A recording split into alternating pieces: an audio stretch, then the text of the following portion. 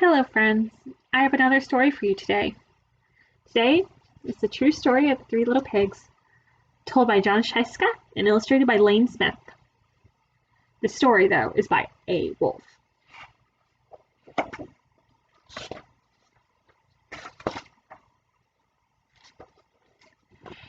Everybody knows the story of the three little pigs, or at least they think they do.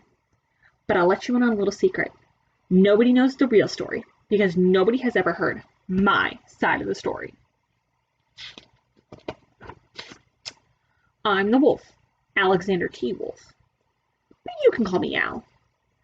I don't know how this whole big bad wolf thing got started, but it's all wrong. Maybe it's because of our diet.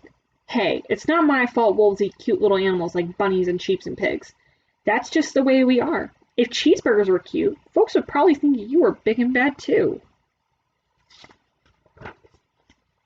But like I was saying, the whole big bad wolf thing is all wrong. The real story is about a sneeze and a cup of sugar. This is the real story.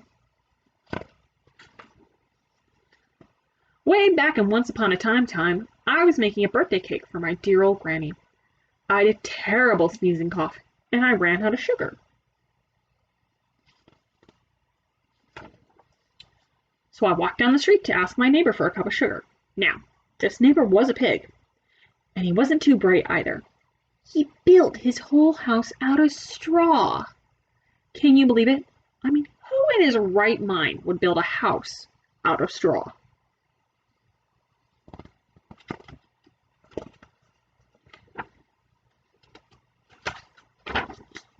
So of course, the minute I knocked on the door, it fell right in. I didn't just walk into someone else's house, so I called, little pig, are you in? No answer. I was just about to go home with a cup of sugar for my dear old granny's birthday cake. That's when my nose started to itch. I felt a sneeze coming on, and I huffed, and I snuffed, and I sneezed a great sneeze. Ah! Choo! And you know what? The whole darn straw house fell down. And right in the middle of a pile of straw was the first little pig, dead as a doornail. He had been home the whole time. It seemed like a shame to leave a perfectly good hand dinner lying there in the straw, so I ate it up. I think of it as a big cheeseburger, just lying there. I was feeling a little better, but I still didn't have my cup of sugar, so I went to the next neighbor's house. This neighbor was the first little pig's brother. He was a little smarter, but not much. He had built his house out of sticks. I rang the bell at the stick house. Nobody answered. I called, Mr. Pig, are you in? He yelled, go away, wolf. You can't come in. I'm shaving the hairs on my chinny chin chin. I just grabbed the doorknob when I felt another sneeze coming on. I huffed, and I snuffed, and I tried to cover my mouth, but I sneezed a great sneeze. Achoo! And you're not going to believe it. But this guy's house fell down, just like his brother's. When the dust cleared, there was a second little pig, dead as a doornail. Wolf's honor. Now, you know food will spoil if you just leave it out in the open. So I did the only thing there was to do. I had dinner again. Think of it as a second helping.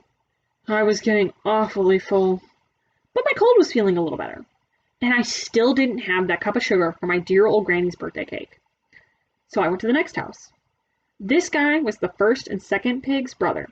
He must have been the brains of the family. He had built his house out of bricks.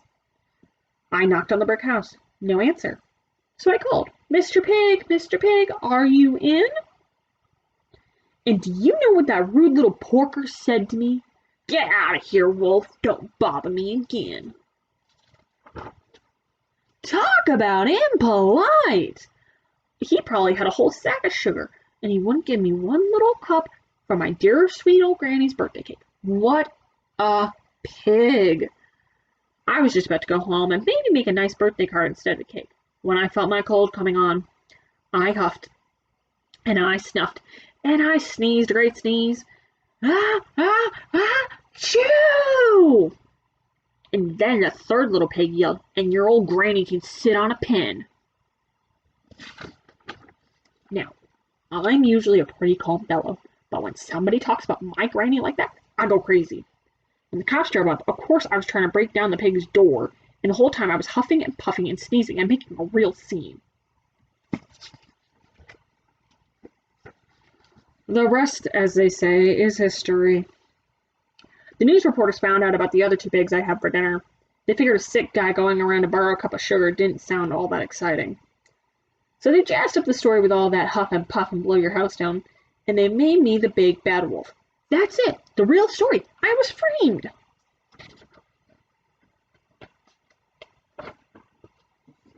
But maybe you can loan me a cup of sugar. That was the true story of the Three Little Pigs, told by A. Wolf, written by John Scieszka, and illustrated by Lane Smith.